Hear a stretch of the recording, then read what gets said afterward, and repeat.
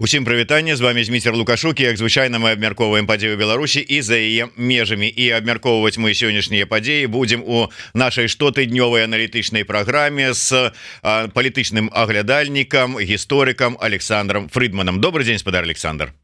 Добрый день, спадар Зміцер, вітаю.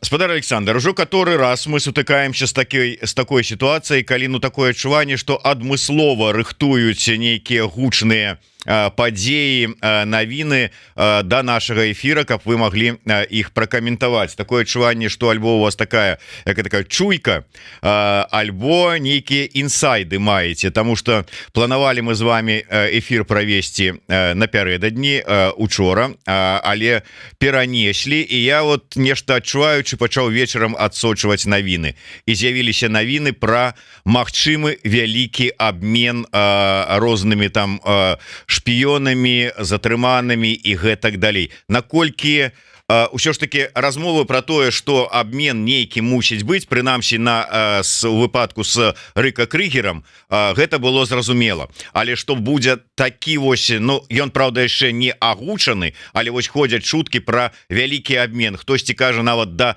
30 чалавек можа быць у гэтым абмене. Наколькі гэта нечаканая навіна, і як яна абмяркоўваецца зараз у сусветнай прэсе? Яна, конечно, у пэўным сэнсе нечаканая, і тут трэба яшчэ паглядзець, ці будзе гэта насамрэч гэтыя 20 чалавек альбо 30 чалавек, бо нават тыя, пра каго мы зараз маем інфармацыю, што яны, так бы мовіць, зніклі з расійскіх турмаў, там пакуль гаворка не пра 20, тым больш не пра 30 чалавек не ідзе, там можа чалавек 10-15. З другога боку, калі ідзе гаворка там пра людзей у Злучаных Штатах, якія былі затрыманы, тыя ж расійскія хакеры, якія адбываюць пакаранне ў Злучаных Штатах, што нібыта з базы дадзеных зніклі іх імёны, там таксама не ідзе гаворка пра такія памеры, там 4 чалавекі, 5 чалавек, узгадваецца імя Вадзіма Красікава, які адбывае пажыццёвае пакаранне у Берліне, і гэтак далей. То бок, які будзе памер абмену, мы пакуль не ведаем, і з такімі абменамі тут справа ўвогуле такая. Яны рыхтуюцца вельмі працяглы час, але ўсё можа ў апошні момант сарвацца. Таму і тая інфармацыя, якая зараз, яна і не прасочваецца. Тое, што мы маем, так, паведамленне славенскага тэлебачання, звязанае з тым, што нібыта ў гэтым абмене будуць таксама удзельнічаць 2 чалавекі, якія арыштаваны ў Славеніі, расійскія агенты, сямейная пара Дульцавых, таму можа гэта інфармацыя прасачылася з Славеніі. Але ніякай іншай сур'ёзнай канкрэтыкі няма. Fox News паведамляе пра тое, што Эван Гершковіч можа быць вызвалены сёння. Але гэта ўсё такое вельмі пакуль агульнае. Рыхтуецца гэты абмен, калі сыходзіць з таго, што рыхтуецца, ўсё кажа пра тое, што насамрэч рыхтуецца вельмі так асцярожна, і што будзе ў выніку паглядзець. Можа, нават яшчэ па некаторых асобах і не дамовіліся, там ёсць такія пэўныя тэхнічныя моманты. Што тычыцца логікі гэтага абмена, чаму зараз, мне падаецца слушнай тая гіпотэза, якую выказала расійскі палітолог, якая працуе ў Злучаных Штатах, Тацяна Станавая, а менавіта тое, яна кажа, што гэта звязана з тым, што Байден сыходзіць, што для Расіі, якая не ведае, што будзе ў далейшым, хто возьме ўладу ў Злучаных Штатах, і для Байдена, палітычная кар'ера якога скончылася, вось можна напрыканцы кар'еры зрабіць такі крок, і сапраўды традыцыя такіх крокаў абменаў напрыканцы прэзідэнцкага тэрміну ў Злучаных Штатах існуе. Таму, можа, вось скарысталіся гэтай магчымасцю, і таму зараз гэта можа спрацаваць. А Путін ідзе на гэты крок, бо ён для сябе вырашыў, з Байденом яшчэ можна дамовіцца на гэты конт, а хто ведае, як будуць развівацца адносіны з наступнай амерыканскай адміністрацыі. Вот глядзіце, дарэчы, мы будзем яшчэ вяртацца да гэтай тэмы. Тым не менш, калі ўжо загаварылі пра тое, чаму зараз, я сёння раніцай натрапіў на допіс у тэлеграм-канале «Беларусь в рэальнай палітыцы». Наколькі вядома, гэта тэлеграм-канал Дзяніса Мельянцова і Прыгермана. Так вось, яны пішуць такое меркаванне, выказваюць, што что, ну, по-першее, безумоўно, исторически по своему масштабу обмен заключенными, але далее пишет: как мне кажется, является не признаком наметившегося конструктива в отношениях, а как раз наоборот. Страны по разные стороны железного занавеса стремятся успеть эвакуировать важных для них персон перед очередным витком эскалации противостояния. Потом такого шанса может и не представиться. Ну, ось такое меркаванне. Наколькі яно, на ваш погляд, блізка да рэчаіснасці?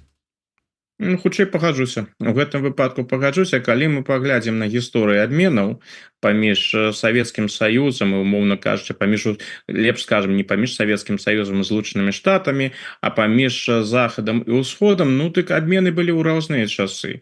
Напрыклад, калі там паглядзець на 86-й год вызвалення славутага савецкага дысідэнта Натана Шчаранскага, яго абмен на, калі не помыляюсь, іх было 5 альбо нават 6 шпіёнаў з усходу, з розных сацыялістычных краінаў, ну гэта была нават такая прыкмета паляпшэння адносінаў у час паміж Савецкім Саюзам і Злучанымі Штатамі ў часы перабудовы. Калі мы паглядзім на іншыя акцыі, якія адбываліся падчас халоднай вайны, ну так яны зусім такой ўжо і прыкметай не былі.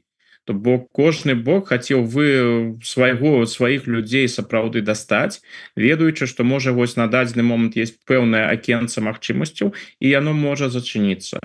Зараз у адносінах паміж Усходам і Захадам я не бачу вось такой прыкметы, чаму гэтыя адносіны павінны так змястоўна палепшыцца. Я б не забегаў так наперад, каб сказаць, што гэта апошняя магчымасць. Магчыма, гэта не апошняя магчымасць, але ізноў жа шанец відавочна рэальны, і ўсход і захад у гэтым выпадку імкнуцца гэтым момантам, гэтай магчымасцю скарыстацца.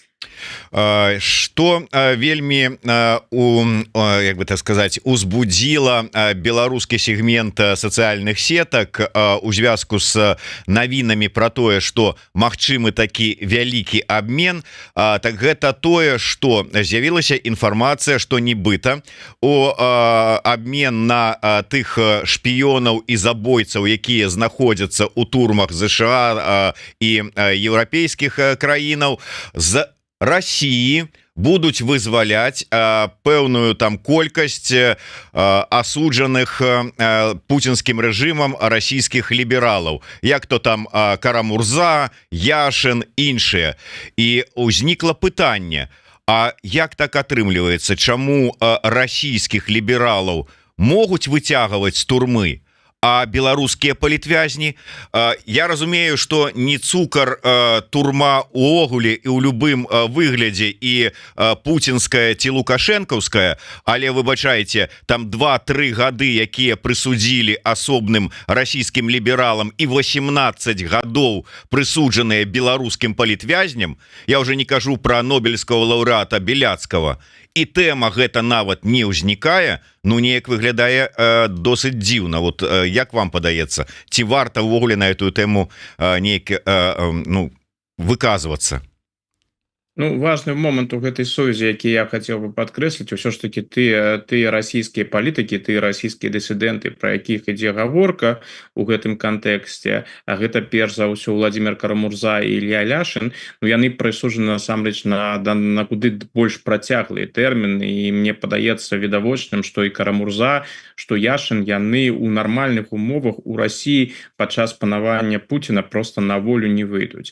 А тое, што адбываецца ў расійскіх турмах, ну там ситуация не адрозніваецца от беларускай, гэта ж тая традыцыя, мы ж ведаем лёс таго ж Алексея Навальнага і іншае. Калі ўсё ж таки паглядзець на гэты кантэкст так больш сур'ёзна, тое, што гаворка ідзе пра расійскіх лібералаў зараз, пра тое, каб іх вызваліць, гэта сведчыць, па-першае, пра тое, што Захад надзяляе гэтым людзям куды больш увагі, чым беларускім палітвязням. Гэта на жаль так. І тыя ж людзі кшталту, не ведаю, асобы кшталту Карамурзы альбо Яшина, яны на Захадзе куды больш вядомыя, чым нават нобелеўскі лаўрэат Алесь Бяляцкі. Гэта першы момант. Другі момант, гэта сведчыць пра тое, вось уся гэтая дыскусія, што у гэтым абмене роля Беларусі і роля Лукашэнкі выключна другасная. Лукашенко гэта выканаўца пэўнай часткі працы, а менавіта справы Крыгера. Правіла гульні тут Лукашенко на іх не ўплывае. Правілы гульні яны выключна маскоўскія. Так што ў гэтай сітуацыі і перамовы ідуць паміж захадам і паміж Масквой.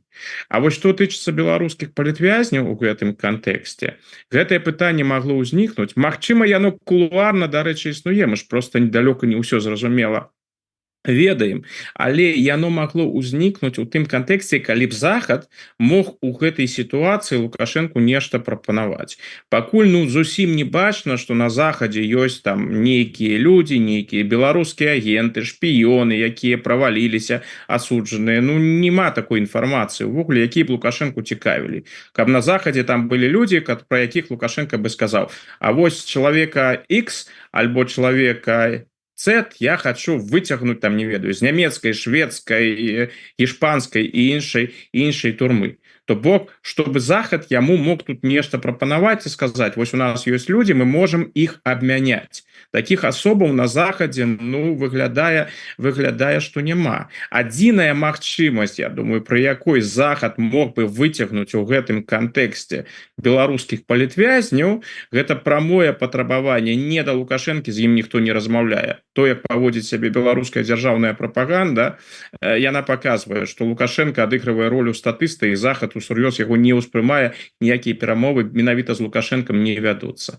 на гэты конт. Калі захад выйшаў бы з патрабаваннем, што мы жадаем, каб у гэты спіс былі ўключаны, там, я не ведаю, не толькі Яшын і Карамурза, а, напрыклад, там Бабарыка, Калеснікава, Бяляцкі, Статкевич і іншыя, і для Масквы гэты абмен ён настолькі важны. Я думаю, тут тады Масква б знайшла б магчымасць, каб сказаць Лукашэнку: вось яны жадаюць менавіта гэтых людзей, ты павінен нам дапамагчы. Ты сваю справу зрабіў з Крыгерам, ты зрабіў яшчэ раней гэтую справу з украінцамі, павінен дапамагчы, нешта за гэта атрымаеш. Пакуль не выглядае так, што такія патрабаванні выказваліся. Я думаю, што калі ўвогуле там нешта такое тэма была, ты хутчэй за ўсё Масква сказала: прабачце, гэта Лукашенко, мы тут паўплываць на яго не можам, у нас ёсць только свае людзі. Вось сваіх людзей мы можам аддаць, а вось тыя, хто там знаходзіцца, не. А з пункту гледжання Лукашэнкі, для яго няма ніякай карысці ад гэтых людзей зараз пазбаўляцца. Яны для яго ресурс, за якім можна нешта атрымаць у будучыні. Я думаю, што ён не ў захапленні ад таго, што раней яму прыйшлося украінцаў просто так аддаць. Зараз ён перадае Крыгера, так, ён ад Расіі нешта атрымае, але я думаю, што ён у гэтым кантэксце вось такімі сур'ёзнымі людзьмі, якія ў яго былі, разлічваў на нешта большее. Але, ізноў жа, я хочу сказаць, што вось калі пра расійскіх палітзняволеных мы тут нешта ведаем, там сістэма ўсё ж таки больш-менш празрыстая, там нават адвакаты могуць патэлефанаваць і высветліць, дзе знаходзіцца той ці і іншы палітзняволены. У Беларусі гэтай магчымасці няма. То бок мы ж не ведаем на дадзены момант, што адбываецца ў беларускіх турмах. Так, была інфармацыя про тое, што беларускіх палітвязняў прымушаюць падпісваць прашэнні пра памілванне на імя Лукашэнкі.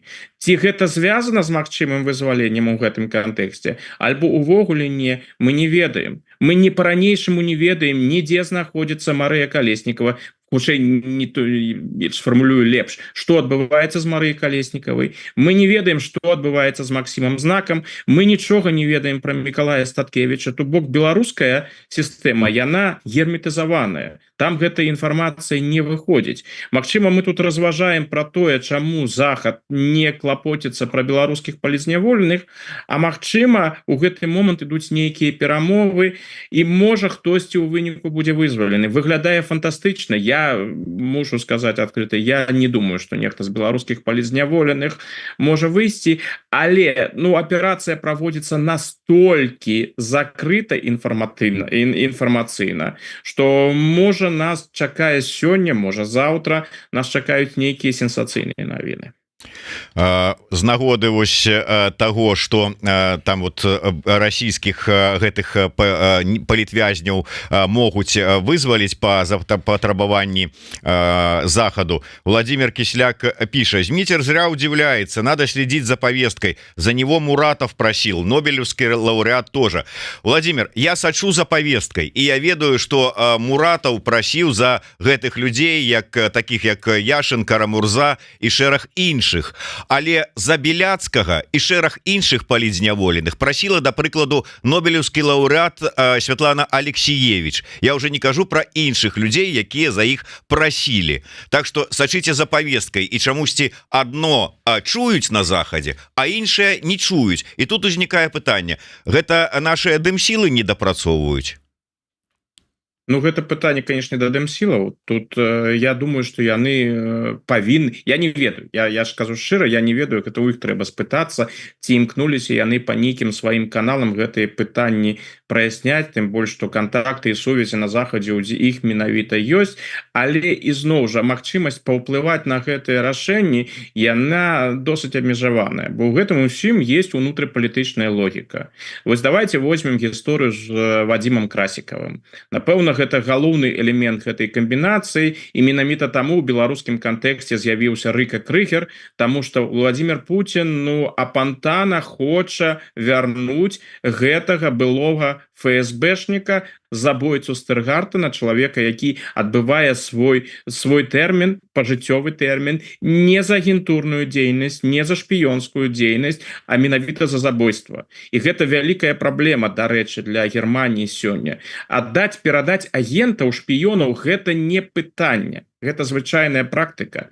Красікаў — гэта наёмны забойца. Красікаў — гэта чалавек, якога, як высветліў нямецкі суд, расійская дзяржава накіравала ў Берлін, каб забіць гэтага чачэнскага сепаратыста Зеліхмана Хангашвілі. І гэтае забойство адбылося. Красікава арыштавалі, быў суд, дарэчы, такі вельмі сур'ёзны працэс быў, і ён атрымаў свой пажыццёвы тэрмін. Калі аддаваць Красікава, гэта трэба нейкім чынам тлумачыць. Для нямецкага боку гэта вельмі непрыемна, бо гэта не агент, ізноў жа, гэта забойца. Калі ты аддаеш забойцу, гэта трэба абгрунтаваць, у тым ліку для грамадства. І вось тут выходзіць на першую ролю Рыка Крыгер.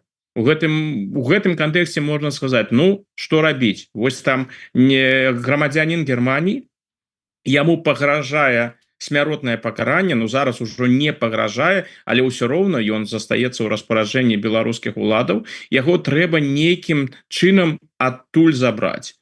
І ў гэтым кантэксце можна, канешне, сказаць, вось будзем абменьваць на Красікава. А каб яшчэ гэта падмацаваць, неабходна і тыя людзі, якіх у той жа Германії ведаюць, пра якіх можна было сказаць, вось мы выцягнулі не толькі Крыгера, альбо яшчэ там грамадзянін Германії Кевін Лік, які таксама адбывае пакаранне ў Расіі па палітычнай справе. Мы яшчэ і выцягнулі расійскіх палітзняволеных з тых людзей, якія змагаюцца за свабоду, за лепшую Расію, тыя людзі, якія падзяляюць нашыя каштоўнасці, тыя людзі, якія нам блізкія.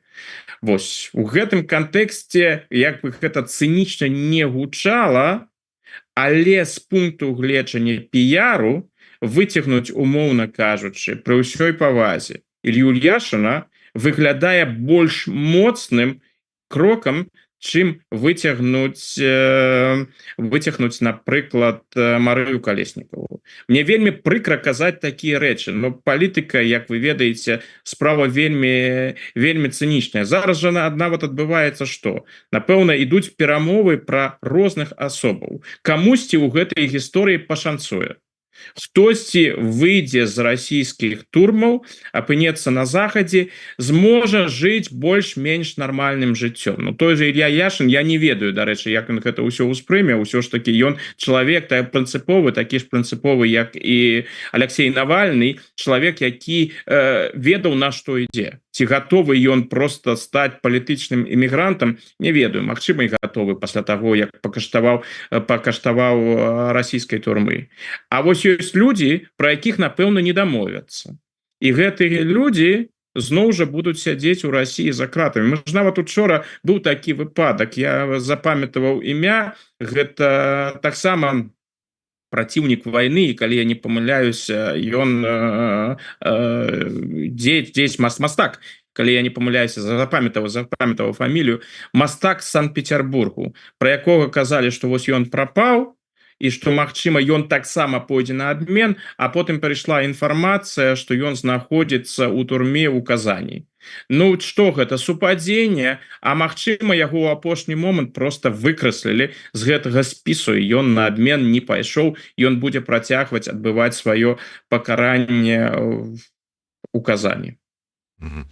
Ну добра, как бы может быть, паколькі мы так планавалі і была такая інфармацыя, што цягам там некалькіх гадзінаў учора вечарам паведамлялі, можа здарыцца гэты абмен, ужо прайшло значна больш чым некалькі гадзін, дакладнай інфармацыі да гэтага часу няма, таму безумоўна нешта казаць, што вось здарылася і мы можем гэта канкрэтную падзею, канкрэтныя асобы абмяркоўваць, пакуль што такога няма. Тым не менш, раз гэтага няма, як вы лічыце, ці можа на наступную, ну калі раптам дойдзе до гэтага, такую вось спробу абмена, ці ўсё ж таки ёсць нейкія тэарэтычныя магчымасці уключыць у гэтыя абменныя спісы беларускіх палітвязняў? Конечно, я думаю, такія магчымасці ёсць, і нават яны куды больш простыя для Лукашэнкі. Я думаю, перамовы з Лукашэнкам гэта хутчэй за ўсё толькі перамовы наконт таго, што Лукашенко можа атрымаць. Калі будуць прапановы, якія яму спадабаюцца, ну я думаю, што нягледзячы на ўсё, ён там будзе гатовы вызваліць, і нават на дадзены момант вызваліць топавых палітвязняў, найбольш знаёмых палітвязняў. Але патрэбны быць прапановы, якія яго зацікавілі. А пакуль такіх прапановаў не бачна і невідавочна, што яны з'явяцца. Мы ж павінны разумець логіку вось таго абмена, які зараз адбываецца. Гэта абмен наших на ваших, так бы мовіць. Паколькі логіка Пуціна, яна ж простая. Яшин і іншыя апазіцыйныя палітыкі з пункту гледжання Пуціна, яны ж ніякія не палітвязні. Яны ж агенты. Вось калі агентаў на агентаў, і пуцінская логіка, я там мяняю Красікава на ваших там брытанска, амерыканска, нямецкіх агентаў, Яшина, Карамурзу і іншых. Вось. А што тычыцца беларускіх палітвязняў, то тут зноў жа, калі былі людзі на захадзе, які Лукашенко хацеў бы атрымаць, тут магчыма можна было б размаўляць у кантэксце абмену. Калі такіх людзей няма, ну дык логіка адносінаў з Лукашэнкам, яна простая. Лукашэнку робяцца прапановы, калі гэтая прапанова яго задавальняе, ну тады гэта адбываецца. На дадзены момант такіх прапаноў у заходняга боку няма, і не выглядае так, што яны бліжэйшым часам з'явяцца. Тут ж, што тычыцца Лукашэнкі, яго суб'ектнасці першая і яго іміджа, ну дык справа Крыгера яна не палепшыла ні то, ні іншае.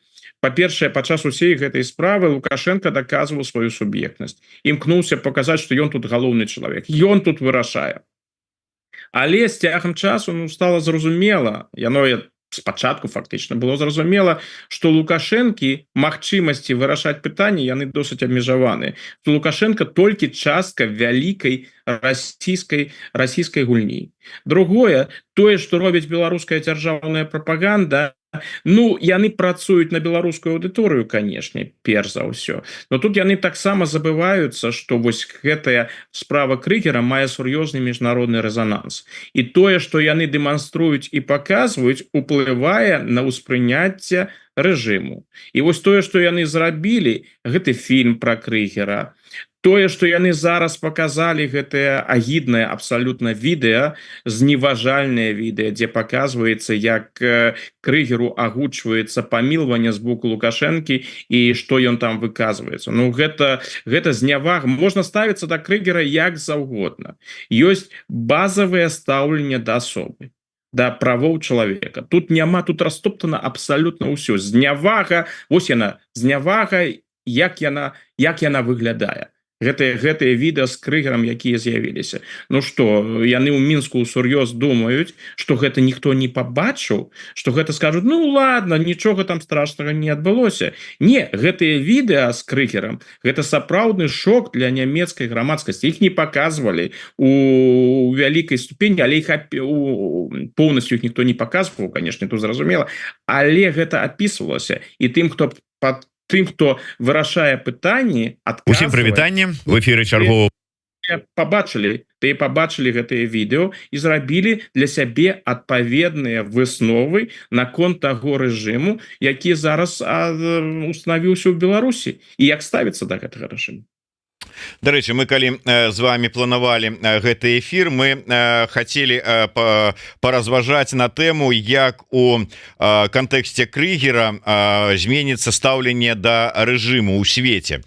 Але гэта калі б вось быў абмен менавіта такі адзіночны, умоўна кажучы, крыгера там на некага ці на нешта, але калі размова зараз ідзе пра вялікі абмен, і прычым у гэтым абмене не толькі рэжым Лукашэнкі і Нямецчына, а ўжо і ЗША і Расія і іншыя краіны, магчыма, задзейнічаны, то тут вот все ж таки гэта змяняе неяк вось бачанне і кантэкст і стаўленне да рэжыма, такая пашырэнне гэтага вось такого канфлікта і это самае абмена і ўсё астатняга, ці не, ці ўсё адно гэта стаўленне да рэжыма застаецца, ну так, якім яно, дарэчы, застаецца? Вось, давайте менавіта я з гэтага і пачну, якім яно застанецца. Каб гэта патлумачыць, я пачну з логікі Лукашэнкі. Як мне падаецца, пры гэтай гісторыі з крыгерам Лукашенко для сябе ведаў, што ён частка расійскай гульні, і што калі ён сваю ролю выканае як патрэбна, ён атрымае ад Расіі, ну, пэўныя эканамічныя прэферэнцыі, палітычную падтрымку, не ведаю. Нешта ён, безумоўна, атрымае, і нават сур'ёзныя рэчы, калі мы паглядзім вось гэтую апошнюю асаблівую гісторыю, кожны раз, калі Лукашенко вось так дапамагаў, там тая ж справа з міцяжом Прыгожина і іншая, ну, Расія пра яго не забывалася. Расія узнагароджвала яго за падтрымку. То бок ён ведаў, што ён у любым выпадку ён не прайграе, бо нешта будзе ад Расіі. Але я думаю, што калі Лукашенко пачынаў гэтую гульню, ён разлічваў яшчэ на нешта дадатковае ад захаду. Можа, атрымаецца ўвайсці ў нейкія перамовы. Можа, будзе нейкае дыпламатычна-палітычнае прызнанне, там, не ведаю, якасці званка федэральнага прэзідэнта Штайнмаера, альбо федэральнага канцлера Шольца, альбо прынамсі міністр замежных справаў Анна-Лена Бербок звяжацца з Максімам Рыжанковым. Нешта такое. Публічна нічога такога не адбылося. Ніякіх публічных кантактаў. Акрамя таго, калі мы паглядзім выказванні экспертаў, блізкіх да ўраду, і не толькі блізкіх да ўраду, дык успрыняцце было адназначнае. Лукашенко тут фігура не самастойная. Лукашенко гэта маскоўская марыянетка. Лукашенко гэта чалавек, які гуляе на баку Масквы. Ну тут навошта з Лукашенком тут размаўляць? Размаўляць тут трэба з Масквой. І тут трэба сказаць, што пасля 2020 года ва ўсіх сур'ёзных сітуацыях, калі з Мінскам размаўлялі, ну гэта было заўсёды выключна. Міграцыйны крызіс 21 года. Як яго імкнуўся захад вырашаць? Кшталтам прамых перамоў з Масквой. З Лукашэнкам пачалі размаўляць, калі зразумелі, што Пуцін не жадае нічога рабіць і што Пуцін адмыслова жадае, каб захад размаўляў менавіта з Лукашэнкам. І таму Меркель з Лукашэнкам і пачала размаўляць. Зараз у гэтай сітуацыі, напэўна, Лукашенко чакаў, што з ім паразмаўляюць. З ім ніхто не размаўляе. Яму паказалі ягонае месца, яго не ўспрымаюць. Тут мы можам паспрачацца наконт таго, ці гэта справядлівая успрыняцце Лукашэнкі як абсалютна не самастойнай фігуры, як цалкам залежнай ад расійскай фігуры, ці гэта перабольшанае? Мне падаецца, што перабольшанае, але мне падаецца адначасова, што на захадзе такое ўспрыняцце яно працуе. Што тут размаўляць з гэтым Лукашэнкам? Лукашенко, ну гэта кшталту там, не ведаю, Кадырова умоўнага. З Кадыровым жа пытанні не вырашаюць. ведаюць, што гаспадар у Расійскай Федэрацыі Владимир Путин. Ну і таксама з Лукашенком, а што з ім размаўляць, когда разумела, што ён гуляе па маскоўскіх правілах. І вось гэтае уяўленне пра тое, што Лукашенко цалкам залежны, мне падаецца, яно вельмі моцнае, цалкам залежнае, нічога не вырашае. І яно толькі праз гэтую гісторыю з Крыгерам хутчэй за ўсё узмацнілася. Ну і ёсць такая эмацыянальная кампанента. Канешне, калі там Лукашенко здзекуецца з беларускіх палітзнявольных, усё, што мы бачылі ў дачыненні да Крыгера, тут трэба сказаць, ну гэта ж звычайная праца беларускай дзяржаўнай прапаганды. Яны так працуюць звычайна, для іх няма там нейкіх маральных межаў, чырвоных рысаў, гэта не пра іх. Яны робяць усё, што ім падабаецца. Яны ведаюць, вось ёсць карт-бланш. Вось такое відэа з Крыгерам, напэўна, спадабаецца Лукашенку. Ён з задавальненнем на гэта паглядзіць. Ну, таму, напэўна, і той жа Пул Першага гэтае відэа распаўсюджвае.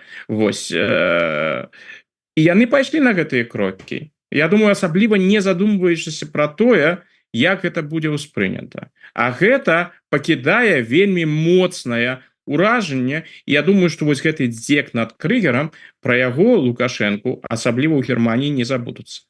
А састаўленне да Лукашэнкі, яно ніколі не было добрым, а зараз яно яшчэ горшае. Вось нават калі з'яўляюцца публікацыі, яны такія трохі парадаксальныя і запаздалыя, але яны ізноў з'яўляюцца, дзе розныя аўтары падкрэсліваюць, вось Лукашенко, гэта праблема для Еўропы. Гэта рэжым, які ў Еўропе не павінен існаваць. З гэтым трэба нешта рабіць. Ну, трэба, напэўна. Дарэчы, ось калі з'явілася інфармацыя пра гэтае памілаванне, была, наколькі я памятаю, прэс-канферэнцыя з гэтай нагоды міністра замежных справаў Нямецчыны ці намеснікамі, ну, прадстаўніка МЗС. Да, прадстаўніка МЗС, і журналісты ў яго пыталіся, ці было нешта Мінску абяцана з боку Нямецчыны за вось такое вырашэнне пытання з Крыгерам і гэтак далей. Ён адмовіўся адказваць на гэтыя пытанні, колькі там іх не задавалі з рознымі удакладненнямі з розных бакоў, спрабуючы да гэтай тэмы падысці да гэтага чыноўніка. Што гэта азначае? Гэта звычайная практыка, і гэта падкрэслівалася і канцлерам Шольцам, і міністрам замежных спраў Бербак, што гэта вельмі складаныя перамовы на кону жыццё чалавека. Таму яны вяліся, канешне, контакты там былі, відавочна, па лініі МЗСу. Гэта абсалютна тое, што там распавядае беларускі бок, пра тое, што там ніхто не выходзіў.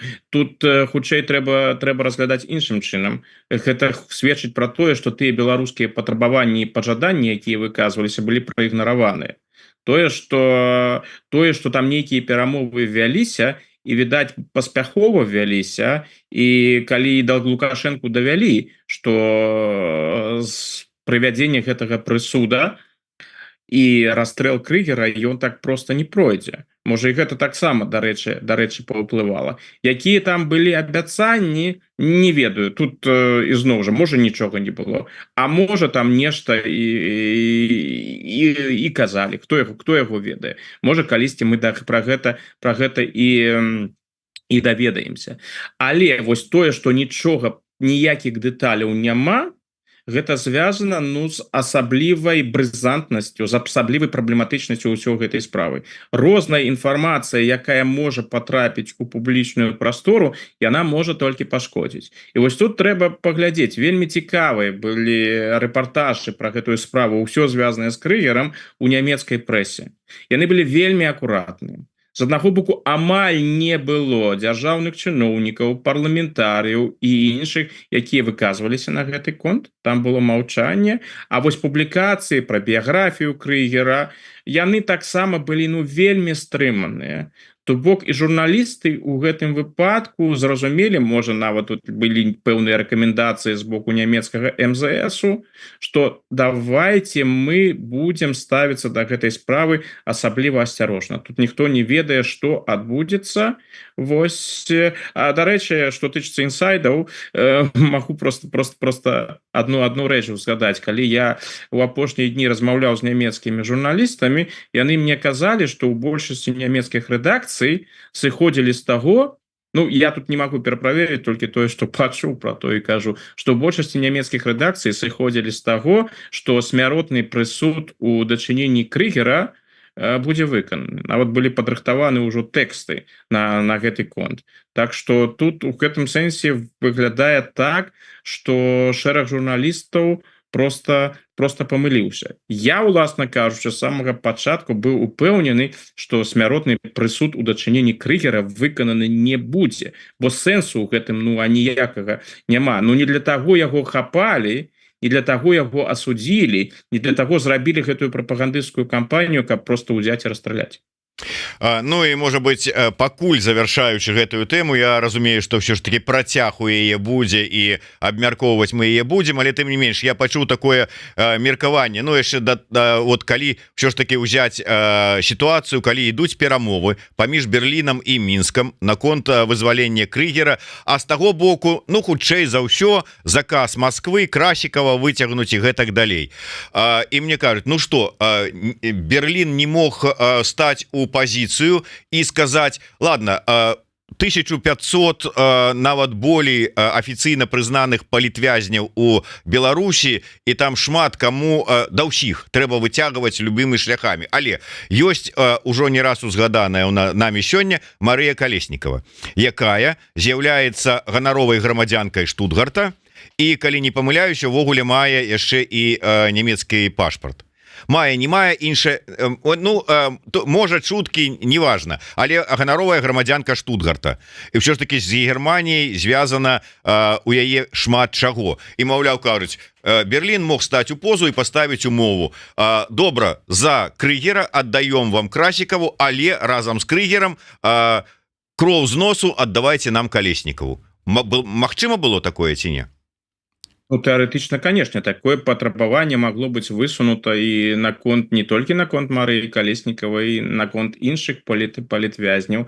Тут пытанне хутчэй у тым, а ці гатовая была Москва у гэтым кантэксце дажаць Лукашенко. Я думаю, што для Лукашэнкі гэта не цікавае патрабаванне. Ну што яму аддаваць? Ну гэта паглядзіце на гэта з пункту гледжання Лукашэнкі. Марыя Калеснікава належыць з яго пункту гледжання да галоўных палітвязняў. У яго ёсць загад з Москвы выцянуць Красікава.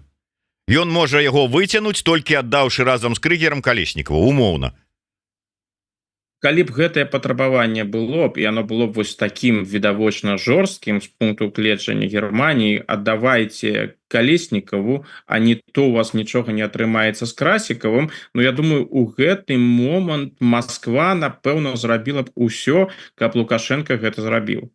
Вось, каб ён аддаў Калеснікаву. Ці было гэтае патрабаванне, на якім узроўні гэта абмяркоўвалася, а можа яго наўпрост не было, бо палітычна было зразумела, што там Путін сказаў: не, лукашэнкаўскія палітвязні гэта лукашэнкаўскія палітвязні, тут я нічога зрабіць не магу, паўплываць на Лукашэнку я не магу, гэта цалкам самастойная персона. Жадаеце... Усім прывітанне, в эфіры чарговы выпуск праграмы «Ідэя».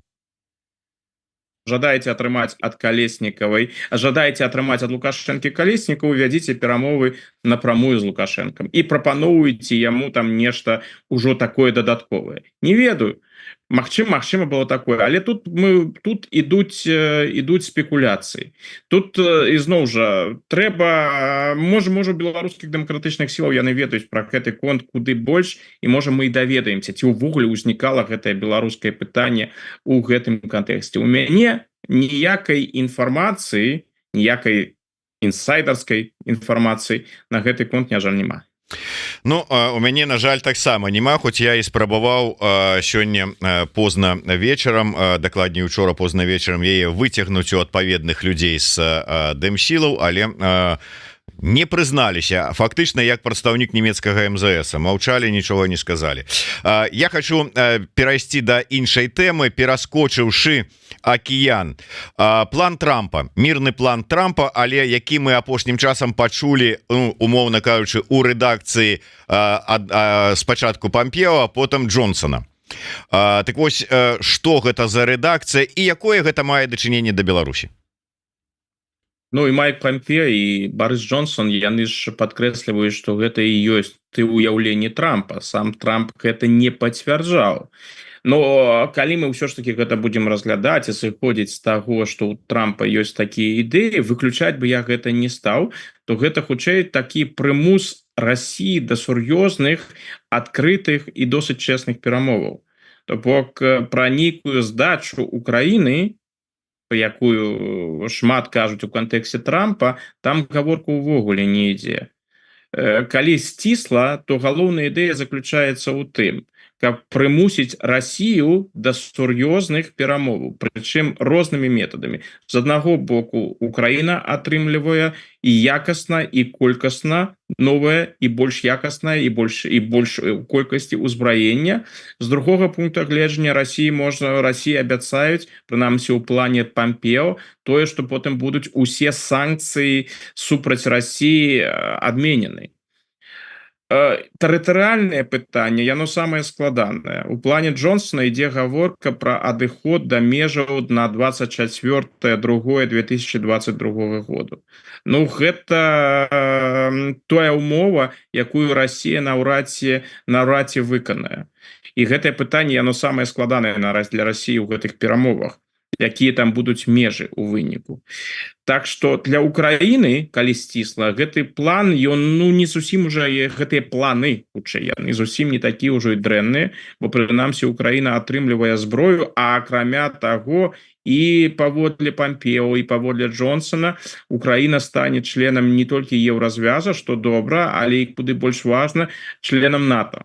І гэта менавіта тое, пра што я марыць сёння украінскі бок. І гэта тое, што для Масквы абсалютна непрымальна. Таму і рэакцыя з боку Масквы на гэтыя публікацыі Пампео ў Wall Street Journal і Джонсона, калі не памыляюсь, у Daily Mail, яны былі досыць такія агрэсіўныя, я б нават сказаў. Што тычыцца Лукашэнкі, а вось тут мне гісторыя падаецца трошки больш складанай. З аднаго боку, Лукашенко задаволены сённяшнім статус-кво. У тым сэнсе, што галоўныя мэты ён пакуль дасягнуў. Беларусь актыўна ў вайне не ўдзельнічае. Так, шахеды на тэрыторыю Беларусі залятаюць, але ўсё ж такі баявых дзеянняў то на тэрыторыі Беларусі на дадзены момант няма. І гэта менавіта тое, што Лукашенко бачыць сваёй галоўнай мэтай і сваім галоўным дасягненнем. Але ж сітуацыя, яна ж досыць хісткая. Усё можа змяніцца ў любы момант. Гэта разумее Лукашенко. Не думаю, што гэта ўся міратворчая рыторыка Лукашэнкі, яна такая шчырая, але я думаю, ўсё ж такі гэта было б хутчэй у інтарэсах Лукашэнкі, каб вайна спынілася. І вось калі вайна спыніцца на тых умовах, якія апісвае Джонсон, альбо якія апісвае Пампео, так, гэта не самы лепшы варыянт для Лукашэнкі. Украіна ў НАТО мяжуе з Беларусю.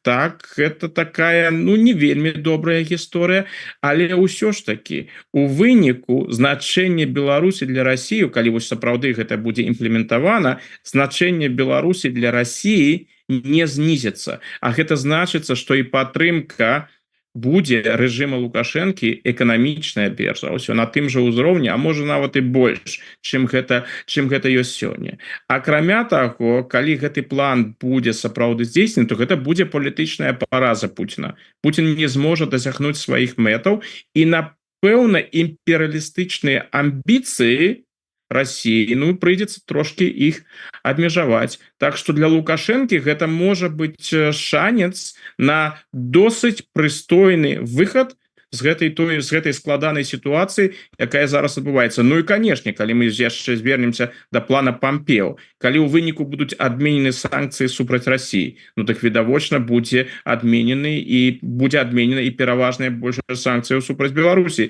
якія ўводзіліся менавіта за саўдзел у вайне.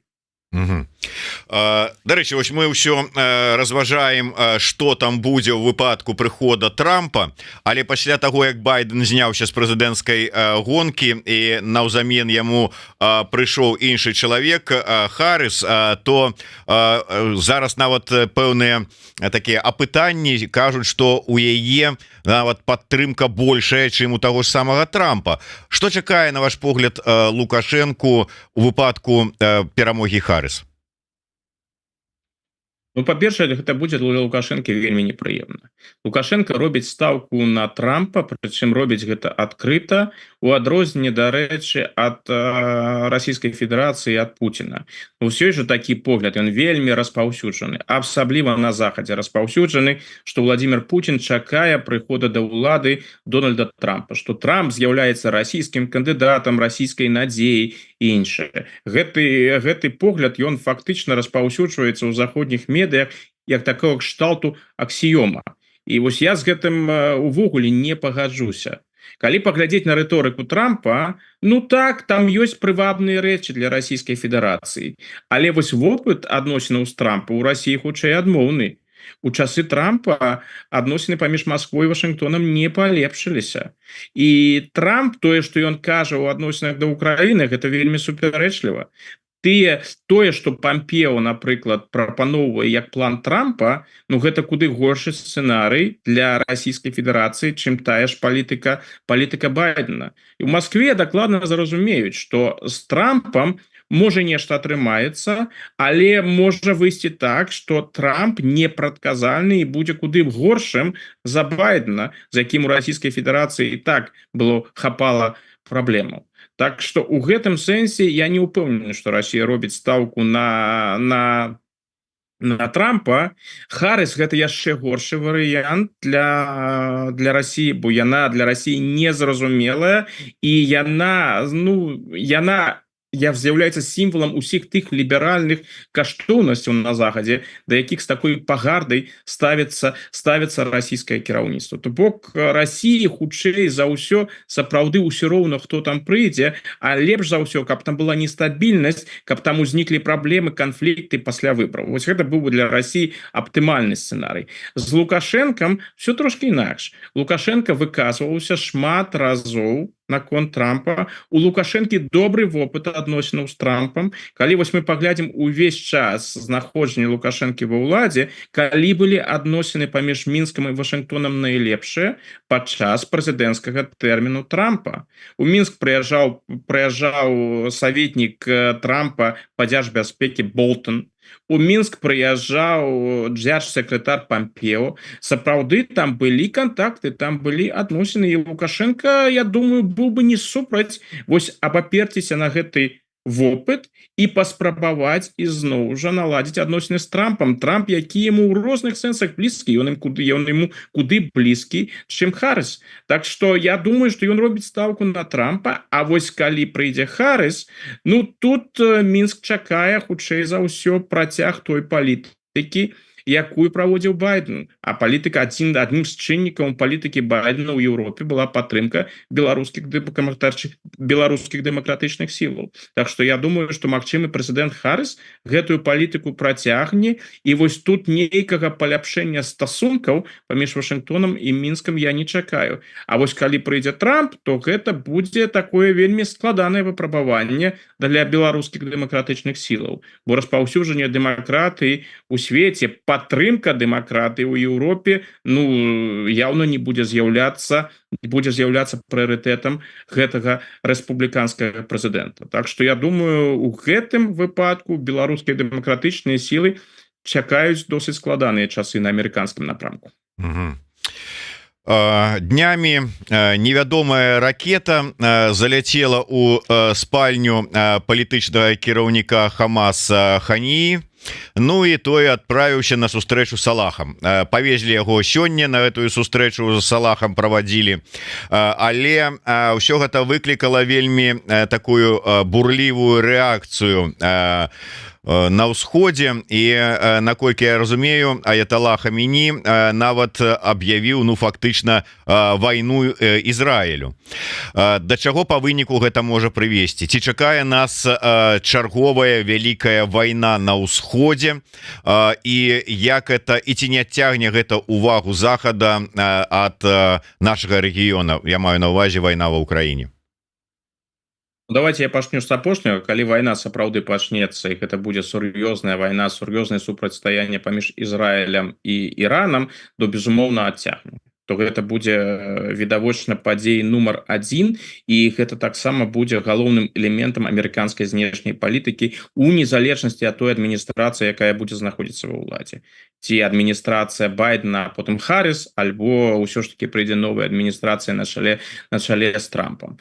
Ці будзе насамрэч вялікая вайна, ну яе выключаць нельга, паколькі тут сітуацыя яна ж такая ж сама хісткая, як і ў выпадку Беларусі у сувязі з вайной Расіі супраць Украіны. Тут можа быць нават у той сітуацыі, калі і Тэгеран і Іерусалім не жадаюць весці вайну, можа быць шэраг такіх абставінаў, якая можа просто прымусіць бакі да таго, каб пайшла эскалацыя, каб справа дайшла да сур'ёзнай вайны. Вось калі, напрыклад, той жа Іран нанясе удар у адказ по тэрыторыі Ізраіля, і гэта будзе не абмежаваны удар, а сур'ёзны удар з сур'ёзнымі ахвярамі з ізраільскага боку, ну, у гэтым выпадку Ізраіль вымушаны будзе дзейнічаць, Ізраіль вымушаны будзе адказаць, і калі ўжо ідзе абмен такімі ударамі, ну, дык да сур'ёзнай вялікай вайны вельмі хутка дайсці.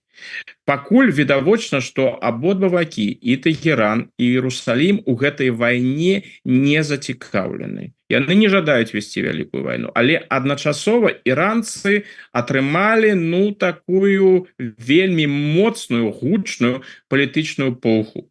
Тое, што Ханію забілі, ну, тут нічога надзвычайнага няма.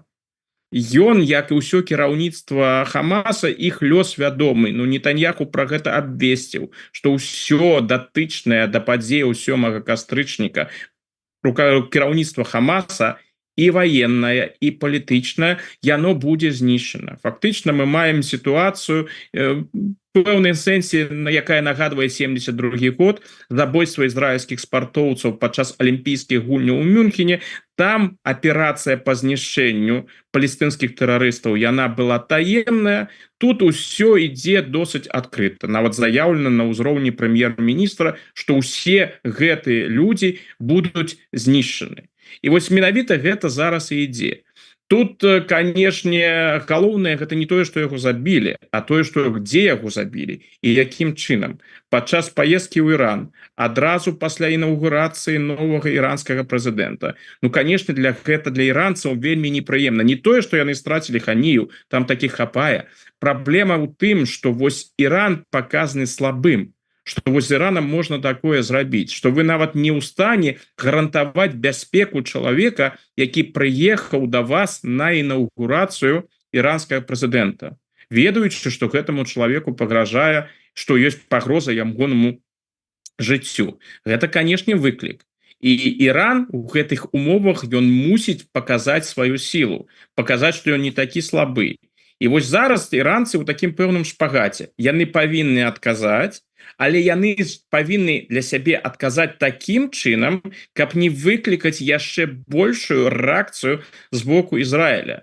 Бо гэта для Ірана яшчэ і ўнутрыпалітычнае пытанне. Там усё для іранскага кіраўніцтва зусім не так добра, як яны жадаюць паказаць. Там таксама ёсць моцная незадаволенасць гэтым рэжымам, які устанавіўся.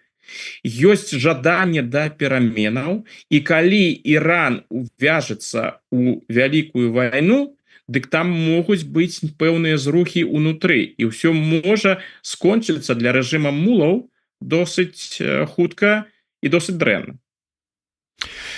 Дзякуй вялікі. Не ўсе тэмы паспелі абмеркаваць, но але час бяжыць хутка у размовах з такім цікавым суразмоўцам, і я на завяршэнне хочу нагадаць яшчэ раз усім, хто гэтага не зрабіў з той ці іншай нагоды. Калі для вас гэта бяспечна, абавязкова подписывайтеся на телеграм-канал спадара Александра Фрыдмана. Усе навіны, усе інсайды, усе агляды прэсы і яго развагі ёсць там так вот аператыўна, а не раз на тыдзень у наших эфирах. Але каб не пропусціць наши эфиры, подписывайтеся на YouTube канал Еврорады, і абавязкова, калі для вас гэта бяспечна, паўтару яшчэ раз, расширвайте наши размовы, каб як мага большая колькасць людзей іх паглядзела і паслухала і зрабіла свае высновы. Дзякуй вялікі, спадар Александр. Да сустрэчы, да наступнага тыдня. Жыве Беларусь.